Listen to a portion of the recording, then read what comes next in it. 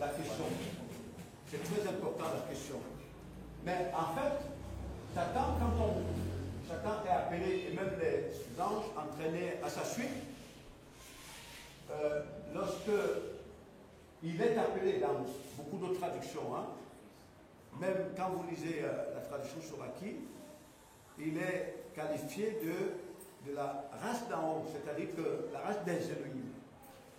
Donc, ça veut simplement dire que son origine, c'est d'ici. Il part d'en haut. Vous comprenez bien, son origine, c'est d'ici. Bon, et aussi, ça c'est, on rentre là dans les symboliques, ça montre aussi combien, par rapport à l'ensemble des composants de l'univers qui est totalement atome, Satan, il est Dieu, c'est-à-dire qu'il n'a pas de limite. Il n'a aucune limite. Vous voyez donc, le terme Fils de Dieu évoque des entités hors limite par rapport à ici. C'est-à-dire que ce n'est pas par rapport au fait qu'il serait porteur de l'identité du Créateur. Ça veut dire que l'origine de Satan et des anges qui l'entourent, c'est ici. Parce que c'est d'ici qu'il est sorti pour descendre là. Bon. Et ça permet aussi de donner la précision là-dessus. C'est pour ça que l'héritage, il est rappelé dans Hébreux chapitre 5, où il est dit, Yahweh, ou Dieu, si vous voulez, n'a dit à aucun des anges, assieds-toi à ma droite. Mais à son fils, il lui a dit, aujourd'hui, je t'ai engendré. Assieds-toi à ma droite. Ça veut dire que l'esprit que vous portez, l'esprit qui est en vous, dans votre corps, cet esprit d'abord est sorti du Créateur. Et il est destiné à revêtir les qualités du Créateur dans le Messie, pour devenir l'émanation directe du Créateur. Ce qui n'est pas le statut des anges. Vous voyez bien, ce qui n'est pas le statut des anges. Donc, c'est ce qui confère à l'homme une position supérieure à celle des anges, lorsqu'il rentre dans l'identité du Messie. Vous voyez, il est l'héritier du Créateur, parce qu'il est dit, les anges, ce sont des esprits au service, ce sont des serviteurs. Alors que ceux qui émanent du Créateur sont directement ses fils, ses émanations, ses héritiers. Donc c'est cela. Bon, maintenant, toutes ces créatures qui font partie du royaume du Créateur, y compris Satan qui est descendu, c'est là où on dit le Fils. Parce que c'est là, il a perverti son identité. Mais sinon, son origine est de là. Avec la différence qu'il n'est pas issu des entrailles du Créateur. C'est pour ça qu'il est rappelé que c'est lui le Fils avec qui le Père a tout appelé à l'existence, y compris des principautés spirituelles. Donc pour comprendre clairement que ces qualités déployées pour faire appel à l'existence, ces créatures, ce sont les qualités que le Créateur révèle l'homme. Donc terme Fils de Dieu ne veut pas dire que cela octroie à Satan l'identité du Créateur, mais ça veut dire que son origine c'est là en haut.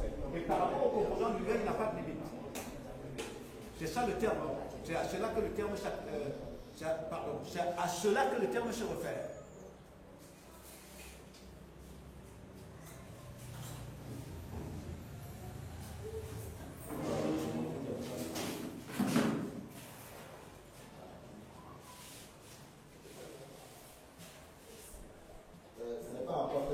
Et puis, j'ai pas compris. Ce n'est pas encore clair à mon niveau. Oui. La réponse. Oui. Parce qu'elle a dit, le passage dit, quand le Fils de Dieu était assis avec Élie, le Satan vient. Oui. Alors, si on parcourt les Écritures, on voit où le Seigneur dit Fils de l'homme. Ça veut dire qu'il émane, il a la vertu du Père. Et quand on le relit, au niveau des prophètes, j'entends, on les a appelés le Fils de l'homme. Donc, pour moi, je comprenais comme Fils de l'homme, celui qui est le dépositaire. Non, fils de l'homme, ça veut simplement dire l'homme accompli. Simplement. Ça veut simplement dire l'homme accompli. Nous avons dit ceci, après je reviendrai simplement sur la question de la sœur. Nous disons ceci, pour le Créateur, parce que tout est souvent brouillé dans notre esprit au niveau de ce que nous appelons l'homme. Vous voyez bien. Voilà. Donc, pour le créateur, quand on parle de l'homme, on parle bien d'abord au départ de la structure intérieure d'ici. Mais cette structure intérieure, aussi longtemps qu'elle est en dehors des qualités du Créateur dans le Messie, ce n'est pas un homme. On est au stade d'un humain. Vous voyez bien.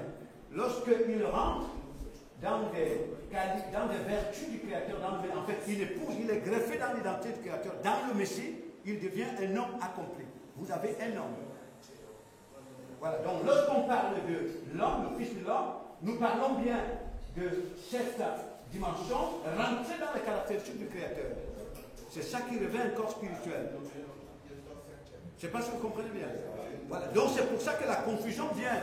On l'a dit pendant l'enseignement ici, que si nous pensons que l'homme, nous le considérons selon ici, quand un démon sera en mission à partir de ce corps, vous croirez que vous avez affaire à un homme. Or, comme nous sommes dans un monde qui est cohabité entre les humains et les êtres qui partent d'ailleurs, capables de porter un corps humain, cela prête à confusion, une confusion très profonde. Vous voyez très bien. Donc, pour le Créateur, l'esprit, l'être humain, part de cette structure intérieure, c'est lui qui est destiné à hériter du Créateur. Et cela est dit aussi dans Corinthiens, la chair et le sang n'héritent pas du Créateur. C'est celui-ci qui hérite du Créateur. Donc quand on dit l'homme, c'est celui-ci rentré dans les attributs du Créateur, l'homme accompli.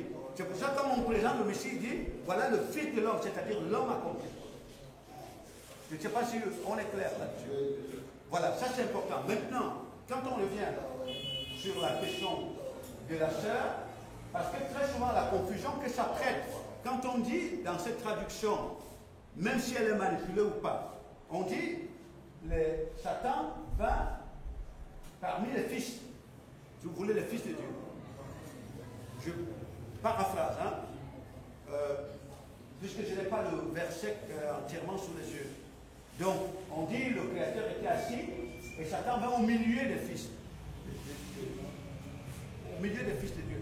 Mais il faut bien comprendre que lorsque vous parlez du Créateur, les Écritures le disent, il remplit les cieux et les cieux ne peuvent pas le contenir. Ni la terre, c'est-à-dire ni l'univers ne peut le contenir. Donc quand on parle du Créateur, ne voyez pas un déplacement dans un espace donné géographique. Vous voyez bien, c'est-à-dire que partout où vous êtes, vous pouvez être dans sa présence. Partout. Donc, il faut comprendre que Satan désintégré du troisième ciel, il n'a aucune possibilité de s'y retrouver. Mais le Créateur remplit tout l'espace créé. Je ne sais pas, vous comprenez, ma soeur. Donc, ça ne veut pas dire que Satan est allé dans le troisième ciel. Et ça, c'est très important de comprendre. Parce que quand on comprend comme ça, on pense que Satan est allé dans le troisième ciel. C'est-à-dire, ici où vous êtes, il n'y a pas un seul espace.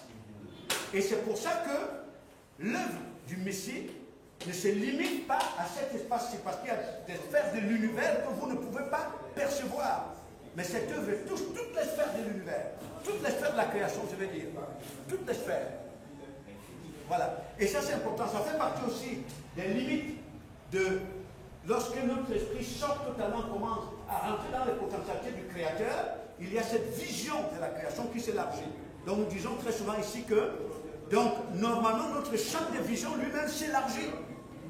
C'est-à-dire, pour nous, la création ou l'univers ne se limite plus à notre espace immédiat.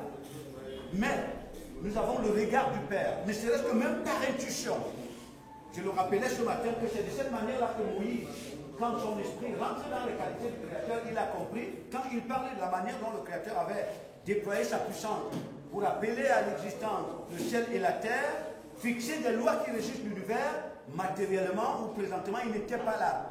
Mais lorsqu'il rentrait dans les qualités que le Créateur lui communique, il perçoit ces choses. Voilà, donc c'est ça. Donc, en tant que fils de Satan, fils de Dieu, normalement, Satan descend de la sphère supérieure. C'est pour cela que, si l'esprit humain n'est pas dépositaire des qualités du Créateur lui-même, vous ne pouvez pas sortir du contrôle de Satan. Vous ne pouvez pas sortir de la manipulation de Satan. Parce que Satan, puisqu'il a été dans la proximité du Créateur, un ange, on dit bien un chérubin protecteur, mettant le choix à la perfection.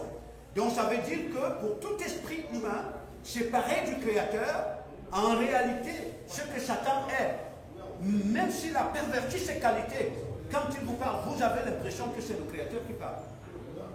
Quand vous êtes hors de la sphère du Créateur, je sais pas, vous comprenez bien. Donc c'est cela. Donc il faut vraiment que l'esprit soit dépositaire des qualités du Créateur pour sortir du contrôle de Satan.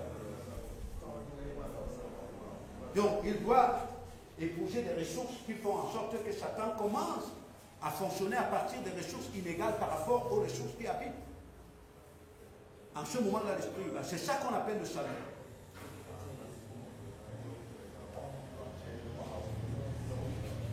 Oui. Après, ma seconde question revient toujours la rubrique de la première. Oui. Il a dit quelque part, laisser les morts enterrer les morts. Oui. Aujourd'hui, je suis en mesure de définir ce qu'on appelle les morts. Oui. Les morts. Oui. Je sais que c'est ceux-là, ces humains qui sont Régis par cette conscience. exacts. Oui. De quelle mort il s'agit? Ceux qu'on va enterrer, les morts qui enterrent les morts. Je veux comprendre. Oui. C'est que, en fait, là, nous avons, effectivement, on rentre là dans la dimension traduction dont nous parlions.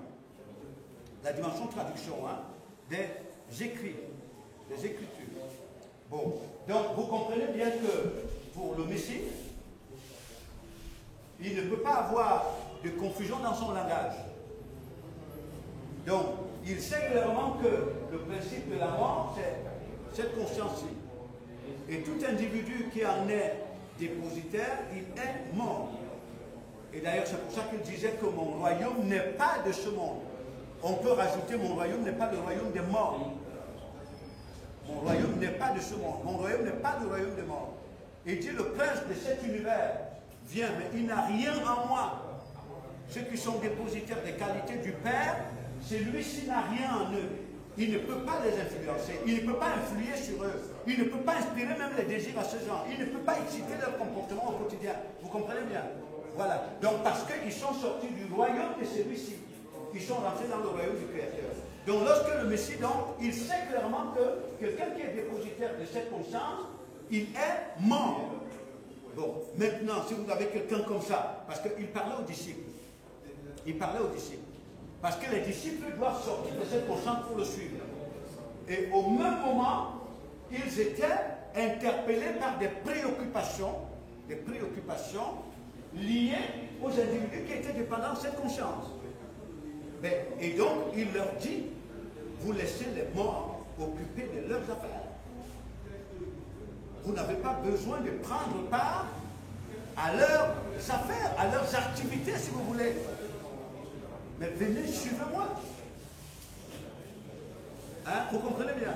Donc, et ça c'est très important. C'est très important. Je termine après pardon, parce que c'est très important la précision là-dessus. Donc, le Messie ne peut pas faire des confusions là-dessus. Il sait bien ce que c'est que la mort. La mort n'a rien à voir avec le fait que l'esprit désintègre le corps. La mort, c'est conscience.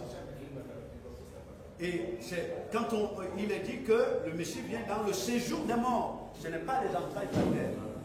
C'est cet univers qui est régi par cette conscience. C'est ça le séjour des morts. Le monde dans lequel on est régi par cette conscience. Il vient réveiller les morts.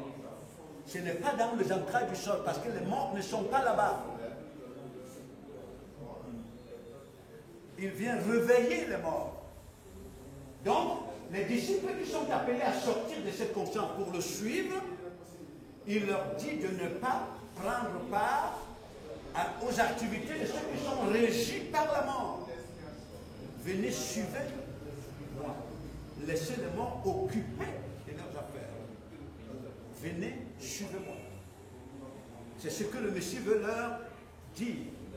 Et lorsque vous rentrez dans la clarté de cette compréhension, quand un esprit est dépositaire des qualités de Satan, il s'agite selon Satan.